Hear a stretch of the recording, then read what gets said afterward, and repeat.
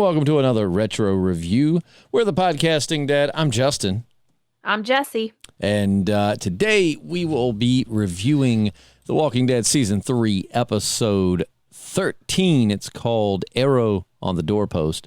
It was directed by David Boyd and written by Ryan C. Coleman, and featured a badass song at the end called Warm Shadow by someone called Fink. I really like the song that played at the end, but it originally aired on March the 10th in 2013. And before we begin, a special shout out to moviepalette.com. Go check them out. They've got all of your favorite artwork from your favorite movies. And if you use podcast 15, you can get 15% off. But Jessi, now, I absolutely love this episode. It's probably one of my favorite episodes in the entire show, honestly. But what did you think of it? I did not like it, and I was very disappointed. Are you serious? There was like nothing exciting happening. I love this. Nothing exciting. Rick and the governor meeting for the first time. It was so slow. Like nothing crazy happened, and I was just waiting for something crazy to happen, and nothing crazy happened. It's called build up. I know, but you built me up. See, we're so opposite on this. I love this episode. I don't always need action and flashy to be entertained. Like, I enjoyed the conversation between the governor and Rick because this is so important in Rick's character development. I mean, Rick started off as the shy, kind of happy-go-lucky, officer-friendly, and this is like the first time since the prison people that Rick has had to, be face-to-face with an enemy, and on top of that, an enemy that could quite possibly be more powerful than him and his group are. I loved it. I love the conversation. I love when one of my favorite lines in the entire show is when the governor's like, "I'm here for your surrender," and Rick's like, "You won't surrender, come get it." I love it. Yeah, I mean, I guess to each their own. I'm very shocked. I mean, I'm genuinely very shocked. I thought this was going to be a totally different conversation. I'm sorry. I'm so sorry. It's just adding to how horrible today has been. Oh. I'm sure that the next one is going to be action-packed and full of adventure. Well, see, and that's the thing, though. If you want them to all be action-packed, there's going to be a lot of boring episodes for you. I know. It's a lot of, you've got to get these characters to certain places. And like Rick and the governor, this is kind of that point in which you see that they're never going to agree. They're never going to get along. And you've got quite the moral conundrum with the governor wanting Michonne and Rick in that tough place of knowing he probably can't trust the governor, but should he give up Michonne if it gives him a chance to survive? Yeah, that's a tough situation. Do you think? What would you do? Oh, I'd have shot the governor. Actually, if I was the governor, I would have killed all of them. I know that you don't know what's going to happen, but the governor, if I was the governor, I would have had with the numbers he has, I would have had a group set up down the road and been like, after we have this fake BS meeting, when they're all together and they're rolling out, gun them down. Yeah, I was waiting for something along those lines to happen. I thought either the governor or Rick was going to make a move. And when neither of them didn't, I was like, what is happening? So then I was thinking that Andrea was going to make a move at the end, and then she didn't. And then I was thinking that maybe the governor was going to pop up in the prison real quick afterwards just to get him real quick. That didn't happen. I love that they both kicked Andrea out. That was worth it because Andrea came in like some bad A and thought she was just the shiz, and the governor and Rick, the governor was like, I'm not here to talk to you. And then Rick's like, I came to talk to him. And I just love that Andrea, I loved it. I loved it. They both put her in her place. She's not as important as she seems to think she is in the grand scheme of things. Yep, and she's real sad about it. And she's real stupid, okay? Rick tells the governor, I know about Maggie. And he's like, oh, that was Merle. And he's like, no, I know about Maggie. Basically insinuating something bad happened. Then when she asks Herschel straight up says he's a sick man. And then she still gets in the truck with the governor. She's probably scared of him. Well, get back with your group. I mean, they got guns. They're literally like evenly matched. You've got one crippled guy and a really nerdy, useless guy, so they would be a good fight. Then you've got Daryl and Martinez, which are pretty evenly matched. You've got Rick and the governor. It blows my mind that she's like, I remember this was the decisive episode where I was legitimately like, I just do not care what happens to Andrea from here forward. Yeah, she is stupid. I decided that a long time ago. And she is the cause of every one of her problems. Like, there's some characters in the show that just go through a lot of BS. Life serves them a plate full of junk. And you're like, man, that sucks. I hate that for that character. She's legitimately responsible for every problem she has in this show. She goes back for seconds and thirds and fourths. I mean, it blows my mind how incredibly stupid she is. And, like, I know. I truly feel like at this point in the show that we were supposed to like Andrea. Yeah, based on what you've told me about the comics, I agree with you. But it's like complete opposite. She was very likable in the comics. Very likable. I mean, a fan favorite, just a great character. And then this is what we get in the show. Like, none of this happened in the comics. There was no Andrea. Actually, Andrea was banging Dale at this point in the comics.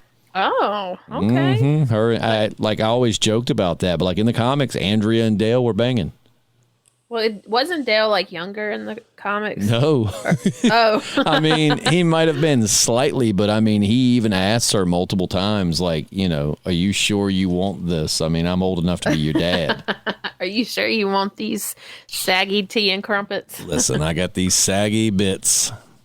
And I loved so there's a poem that came out in 1902, and I don't know who wrote it, but it's called The Man He Killed. And it's basically this poem about like a soldier that kills another soldier. And like he's pondering, like, because it's tragic that he had to kill someone. And like, what if we would have met in different circumstances? Like, will we have sat down and had a drink?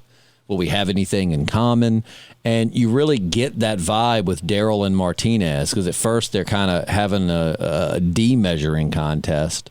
Yep. And then they start chatting, and you just it kind of shows you the humanized side of war. Like, they're ultimately just two people that probably in real life would get along fine, but they're just on opposing sides.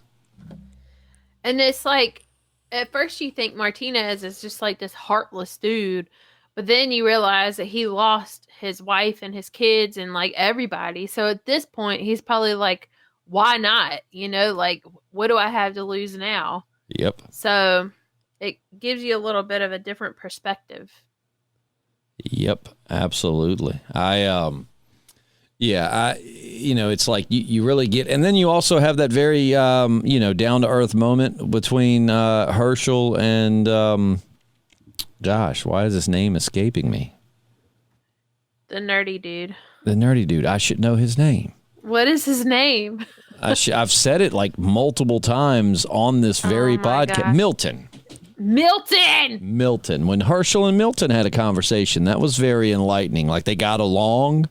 Yeah. They made each other laugh. They seemed like when, and I do like that Milton was keeping like a history. I thought that was super cool. And then, everybody else is kind of like, huh. And, Herschel's the one that actually is like, that makes sense. So I'm surprised that Herschel never brought up the fact that he was a doctor. Yeah. Yep. I mean, and it just, I don't know. I think that's what I like so much about this episode is the deeper kind of meaning with this. Like, they basically are mirrors of each other. Like, you've got this ruthless leader. One's more of a dictator. One at one point said he was a dictator and decided not to be. But then you've got the right-hand henchman, Martinez and Daryl. And then you've got like the moral compass, kind of advisor, which is Milton and Herschel. And then, of course, there in the middle, you've got Andrea. I was going to say, who is her mirror image? Like, literally, she's so terrible they couldn't come up with a mirror for her. That is crazy. I didn't even think about that. Like, they each have their own mirror in this. And it's just showing you how tragic war is, because in reality, they're not that different. Now, the governor is sick and twisted, but, and ultimately, the governor is at fault here. I mean, it's an unfortunate situation, but he, anyone that would try to defend like well, it is Merle's fault, but like the governor could have handled that so differently. The governor could have just let him go. And then if Rick and them would have attacked him, then it'd be like, well, hey, the governor didn't do anything wrong, but he chose to be a psycho and be like, tell me where your camp is. Yeah. Take off your shirt. Bend over the table. Bend over the table. I'm not going to do anything, but I'm going to make you think I am. I'm just going to creep you out a little bit and Stand send you behind back you, to your little boyfriend. Going to lightly dry hump you for a second. So, Not yeah. really going to touch you. I don't really believe in the R word that you can't say on YouTube, but I want you to think I do. Yep. And I mean, I don't know, man. I hate that you didn't like it. I can't, it's your opinion, so I can't make you like it, but I really thought that you would see kind of, or like, I thought you would like the conversation and kind of the build up and just what they were, I don't know. I just really thought you were going to like it. It was good, but I think I was just anticipating something and nothing ever happened. So like, I think my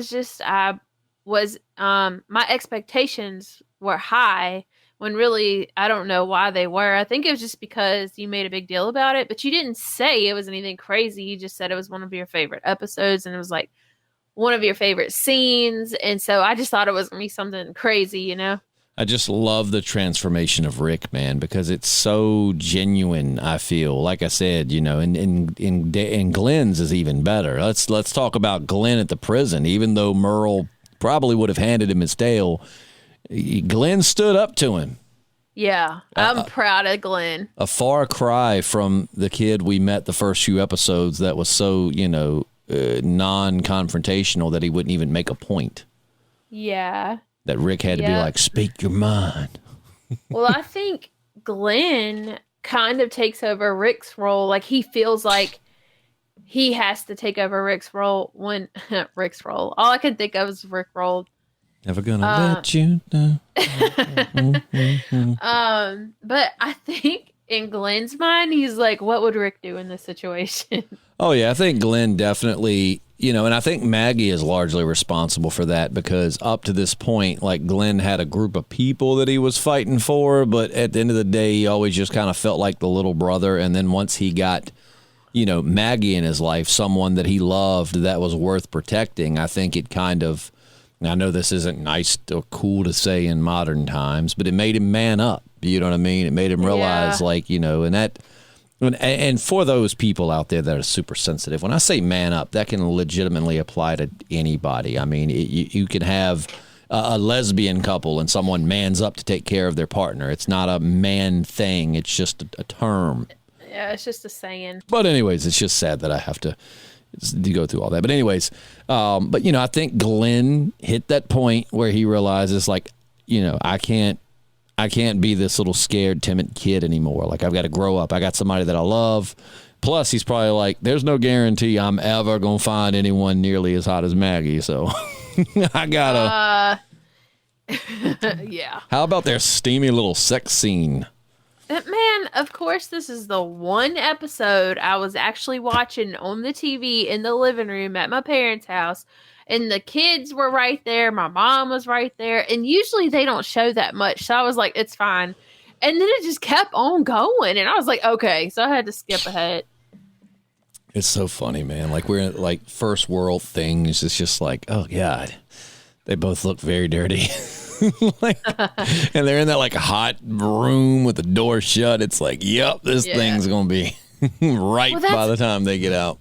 That's another thing. When they were doing that, I thought for sure the governor or some of his little people were going to show up and there was nobody on watch and they were going to attack while they were doing the dirty. And you see, speaking of which, the governor is already, we know, Rick doesn't know, but we already know the Michonne thing is complete. Because at the end of the episode, he's telling Martinez, like, as soon as they, show up with Michonne, kill everybody. Leave Michonne alive, but kill everybody else.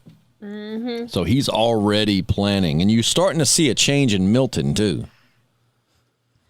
Yeah. I mean, he's never agreed with the violence, but he's kind of gone along with it. But you can see in this episode the way he tells the governor, like, what? And he's like, this is the only way to stop a slaughter. And he's like, that is a slaughter.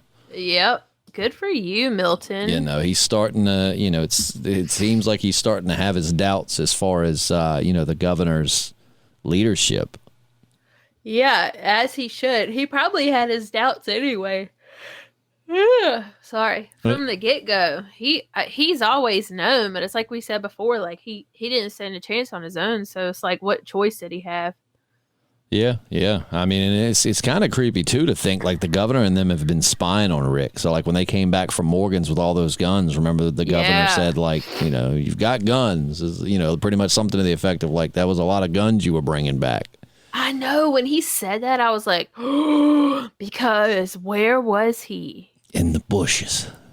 So does he know where Morgan's hideout is? That is a good question. That is a good question. I don't know. We'll have to see. Oh, I hope not. The governor would have had me, though. Like, so up to that point, I probably would have reacted the same way Rick did. But the second he was like, I have whiskey, I'd have been like, ooh, it's the apocalypse. I haven't had whiskey in forever. Hell yeah. Mr. Governor.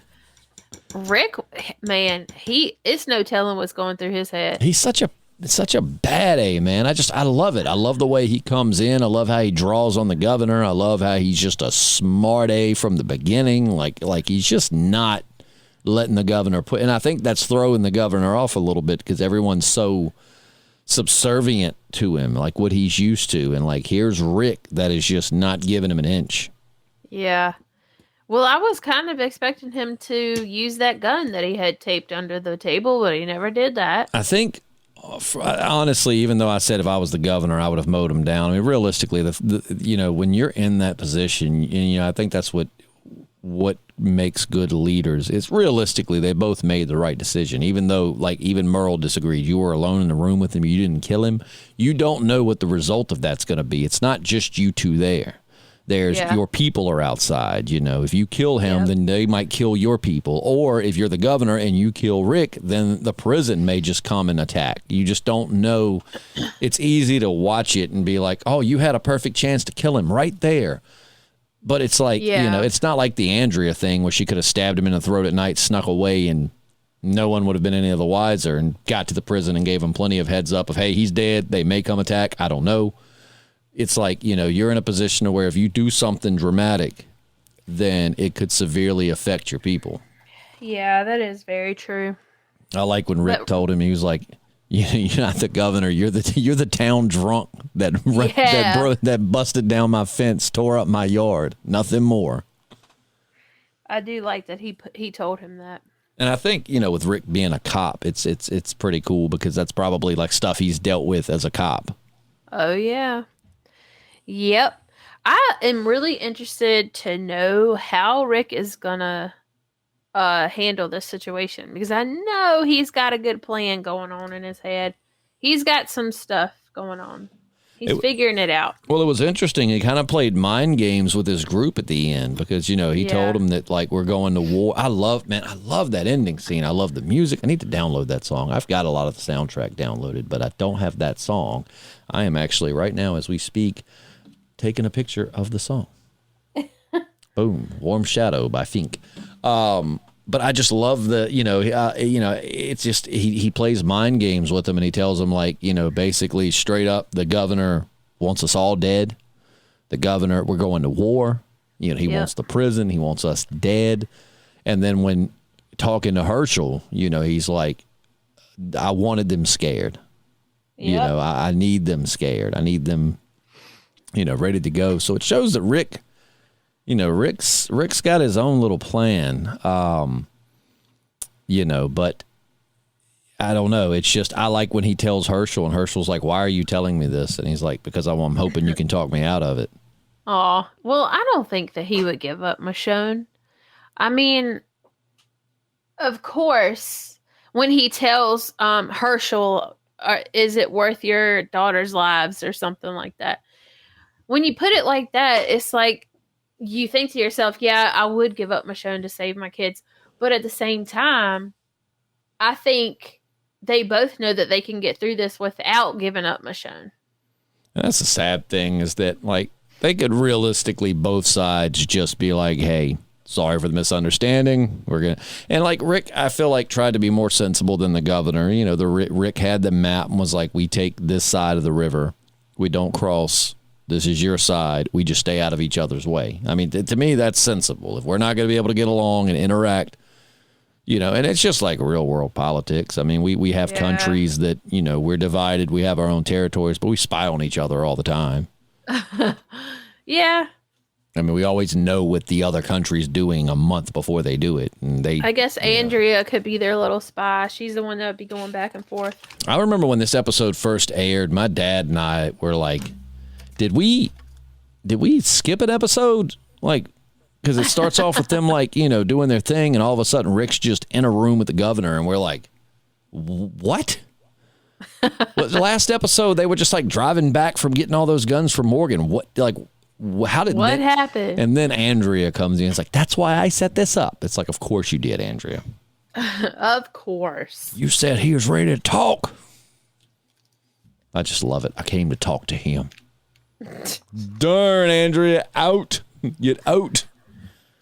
Nobody wants you. Nobody. And then Herschel, except for sweet little Herschel, he's like, your family, come back with us. It'd have been hilarious. So she's like, I will come back with you. And when they get out and she goes to get in Rick's car, he's like, what are you doing?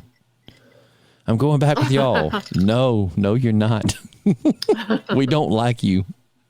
And then she like goes to get in the car with the governor and he's like, what are you doing? Yep. A woman without a country. No more tea and crumpets for you, girl. These crumpets will never grace your forehead again. Ooh. Justin. These crumpets shall never scrape your chin again. You are just taking it too far. You know where it was going. I know. You always take it there.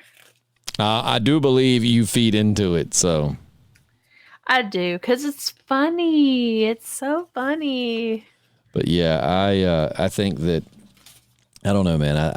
I think that we see Rick's, you know, I mean, because he's dealt with bad guys before. You had the people in the bar, and then you had the prison people, but never another leader per se. I know Tomas might have been considered more of a leader, but I mean, this is the leader of like another community. Yeah. You know, all of his other squabbles have just been with like the leader of a group of small group of people. Whereas like now you're dealing with a guy that has an army. Yep. You know, and seeing how Rick handled that. I love it. I love that he stood his ground. I love that he didn't take nothing from the governor. He threw it right back at him. He ain't scared. Rick's quick. I love it. Rick's quick with that drawl too. He's gotta be. Dude, speaking of, how about Herschel with all those guns taped to his leg when at the very beginning of Herschel's time on the show, he was like, no guns. Yep. Then he's like, I can shoot. I just don't like to. And now he's like strapped. I thought it was hilarious because the whole time I'm thinking, you know, like he duct taped that pistol to his leg. And I thought, man, when he gets back to the prison and pulls that duct tape off, that's going to hurt. Yeah. Maybe he just leaves it on there forever. Maybe he shaved his legs smooth just to tape that on there. Hey, can I borrow somebody's underarm razors? Can you imagine like somebody walking back? I don't know where they bathe. I imagine they have showers or something in the prison, but imagine like they walk in and Herschel's just sitting there with his legs straight up and he's shaving it. And it's like, don't ask. But it's just his nub. Yeah. Yeah. It's just this little nub up in the air and he's just shaving it. Don't ask. Don't ask. But yeah, and you got this. Do you think so with Merle? I mean, you know, I will give him credit for like, you know, I mean, he's brave. I mean, you know, I certainly think he cares about Daryl. I mean, he has a weird way of showing it, but I mean, like you know, he was ready to rock. Yeah, he was. And I don't expect anything less from him, to be honest. Well, and it's like, I agree with Glenn 100%. It's like, I understand Merle's point. Like, let's go hit them. They don't expect it. We got them all together. We can take out all of the big wigs now, be done with it. But, like, that's a perfect scenario. If you roll up in there and you mess it up, you could literally get all of your people killed. Yeah. He don't think about that, though. He don't. he's only thinking about himself and Daryl. Like he doesn't look at the bigger picture. Oh yeah. And I'll tell you what, man, you've shot guns before. Like, you imagine how loud that gun Beth shot would have been in that room. I know. I wondered about that. I mean, that would, that's, I've said it before, but like there is like I think film theory did it, but a video, it's like, how do these zombies keep sneaking up on them? And it's like, because they're all mostly deaf. Like, no kidding, because like Rick shot that zombie in the tank on like the first episode. I mean, Bruce Willis filming Die Hard shot his Beretta under a table when they were filming, and of course it had blanks, but just the blanks, he lost like 90% of hearing in one of his ears just from being under a table. So like being in a tank forever. Yeah, oh yeah, you don't get your hearing back. That's the thing people don't realize about hearing. When you spend your life going to these loud concerts and you shoot guns with that, hearing doesn't come back. So when you start to lose your hearing, it doesn't regenerate or come back. It's gone. Huh? Yeah. What? I mean, I think both of us, which I do usually use ear protection when shooting, but I've been to tons of loud concerts in my day, and yeah, been up front. I was about to say, probably messed up my hearing to an extent, but like when she shot that gun, man, I bet it would have been so loud in that prison. Yeah, echoey, man. Oh, Maggie putting old Merle in the chokehold. Oh, she's so. She's awesome. She is. I love her. I love her so much, and I'm so glad her and Glenn made up, because I was concerned. You didn't want everyone's favorite couple to split during the apocalypse. No, they're like the power couple of the century. They really are. They're so, and I'll say they're so good together. And what's like, the actors that play them are really good friends in real life. I don't think Lauren Cohen's married, but Glenn's got a wife and a kid, and I'm pretty sure he was married at this point in the show, or either almost married. So, but like I still, man, some of the chemistry between them, we've always talked, and like, I feel like they've slept together at some point behind the scenes, just because they're just really good actors. No.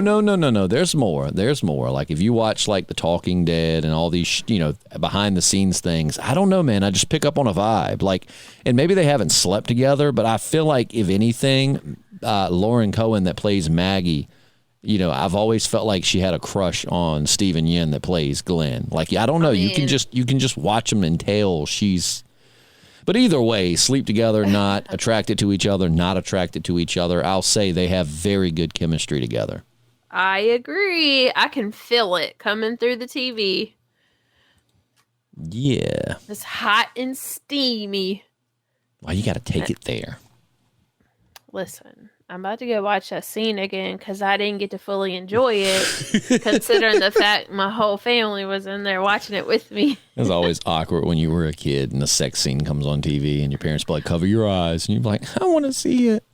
Well, like, my son was in there. My mom was like, do you want him seeing this? And I was like, I don't care. He knows about sex, And I tell him anything he wants to know.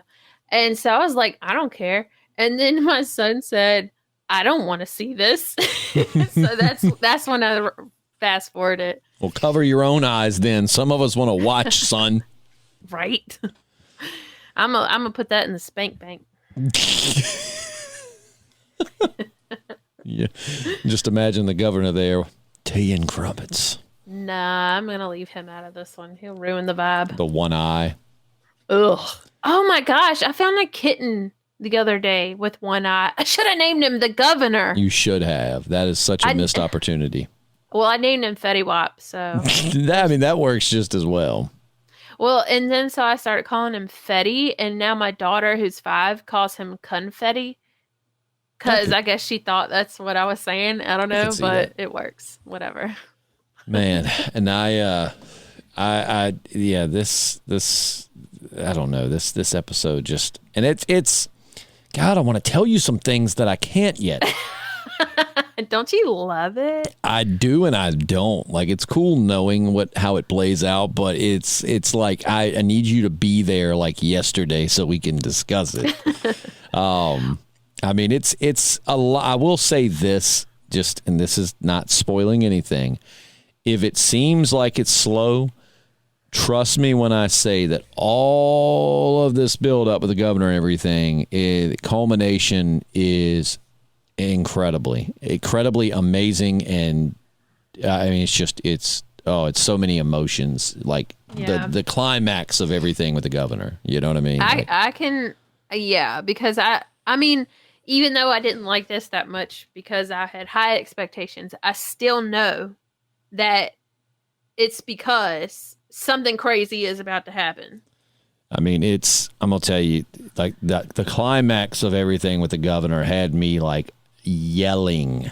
I mean, like yelling and just all kinds of emotions. Oh my God, man. I'm in a glass case of emotions. I will say there are going to be some much slower episodes than this between here and there, though. Like there certainly is. There's an episode involving the governor where it is just like, I mean, I know that's one where it's like, I know they had to get us here, but my God, I felt like it drugged to get here.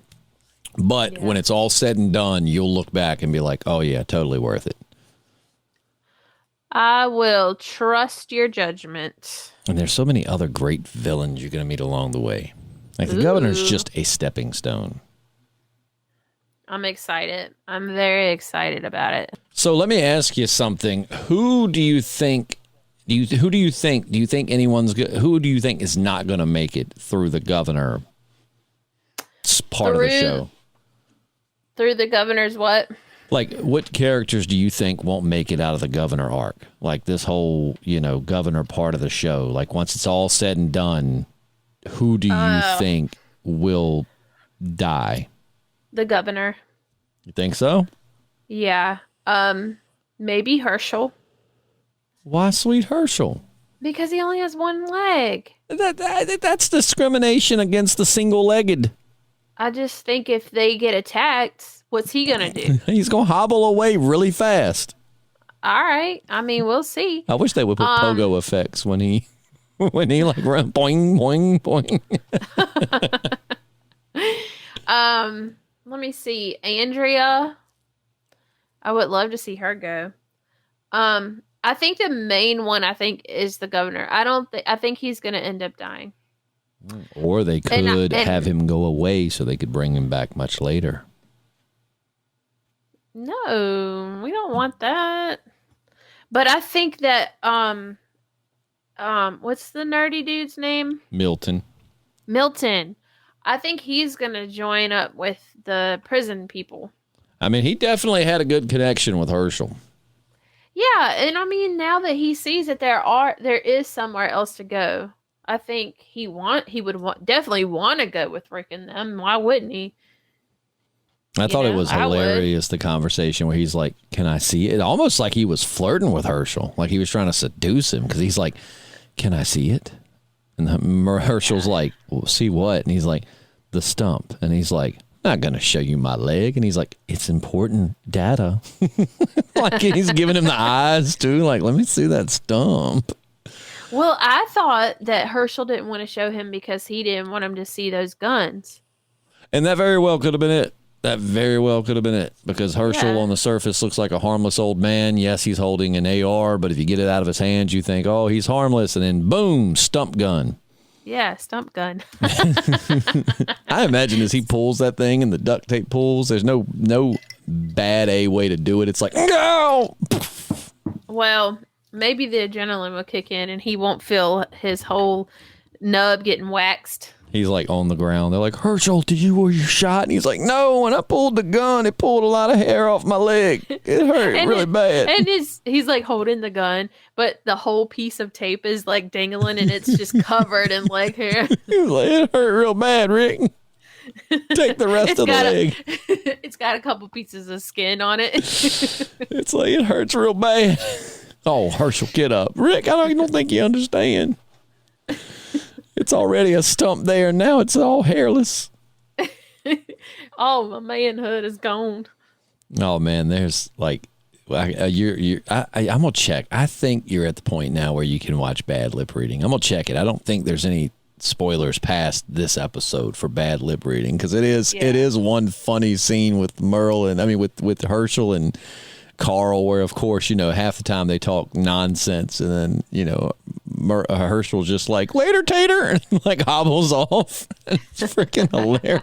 He's like, yes I will, later Tater. Please check on that, because I have been holding out. I need to see this. It's so good. It's so funny. I kind of want to watch it with you for the first time. We can do that. We can make that happen. We can do that on StreamYard. So I'll check it tonight, and then the next time we podcast, if we're at a point where you can watch it, I'll put it on StreamYard before we podcast so you can watch it. Yay. It's so good. And then I loved like the back and forth banter between like Martinez and Daryl, because ultimately they're just having a D-measuring contest. And then like Daryl starts bashing on Milton, and he's like, "What? Oh, great, he brought his butler." He's like, I'm his advisor. I love Milton. He's just so innocent. I don't feel like I should talk to the henchman. Yeah. Well, I don't know. Like Daryl, it was so funny when they were having a little competition. I love that. That was good stuff. They were just broing out. And I remember though, not like, as far as like back when the show was new and fresh, like I was not a fan of Daryl throwing the knife though. Just because, yes, it's a show about dead people eating living people. I get you have to, suspension of disbelief or whatever. But it was like up to this point, other than the zombies, they've kept it kind of grounded, maybe a few headshots here and there that you're like, I don't know if he'd be able to shoot that good. But when he threw that, it was like, because then the show definitely does have some points where it's just like stuff like that. And you're like, there's no way. Wouldn't Daryl become like a ninja knife thrower? He's full of secrets, Justin. That is true. What do you? And if any of those people are ninja knife throwers, it's gonna be him. That's true. If anybody in that group was a ninja knife thrower, it would that or Michonne. Well, yeah. I wouldn't be shocked to see her do that. And see, I would have expected that more from her. But Daryl probably did that for fun when he was a kid. That's true. So maybe I did. I used to throw knives for fun. Actually, I did. Like a couple years ago, I was throwing knives at my shed out here. Yeah, I was gonna say when a few years, before I had kids, me and my friends used to throw knives all the time. Yeah, it's fun. It's like it's weird. You have to like lob it. In the movies and shows, they're like, and it's like in real life. If you're good, you can flip it, but I've almost found one of the best ways to throw it is to like kind of lob it so it doesn't rotate and just goes straight. But you kind of got to like throw it limply. Like as you throw it, you don't flick it so that it basically just flies straight. And then of course, that's if you've got a knife that, is heavier on the front end. I don't think you're doing it right. I'll take you. Let's go. Have you ever thrown hatchets? Yeah, we used to have a thing in the backyard. I wanted to get like a stump and cut like a big section and like hang it from a tree or something, or put it on a stand out in the yard and do that. Cause we go up, we got a place up here where you can throw hatchets, and then a place in Danville near us. And it's fun, man. I love it. Yeah, it is fun. And it's good zombie apocalypse training too. Well, it's like we went to do it, and I thought, I was pretty good at it. I remember we went with my family one time, and like I was first time ever doing it, just straight up, just murking people. Like I was just a natural first throw bullseye, right? So I'm like, all right, I'm feeling pretty good. And then with Rotary, we go to do that one night, and I'm thinking, I'm gonna show all these people up. Then tell me how one of the guys in Rotary steps up. He's throwing against me, and this dude pulls out his own like personalized hatchet. Shut up. Like made for this. And I'm like, oh, I am so screwed. Yep. And then he proceeded to stomp me, man. It's like if you go bowling and you're like, I'm pretty good. And you just get one of the balls off the thing. And then somebody rolls up with a bag, drops a bag, pulls out their own ball and is like shining it. You're like, I'm going down. Yeah. He went up to you. Just the intimidation factor. Like, this dude had like a leather case and everything, had his name etched into it, and it was like his favorite weight. Ooh. I was like, man. He knew what he was doing. He did know what he was doing. And he stomped my, I don't know. I think it was just like, I think it was just to get in my head. Because if I would have thrown like I threw against my family, it's like, how can I lose hitting nothing but bullseyes every time? Yeah. I just couldn't hit a bullseye. And then then once he was out of the picture, I was just like, ting, ting, ting, bullseye, bullseye, bullseye. Is that the sound it made? Ting, ting. It actually just makes like a fat.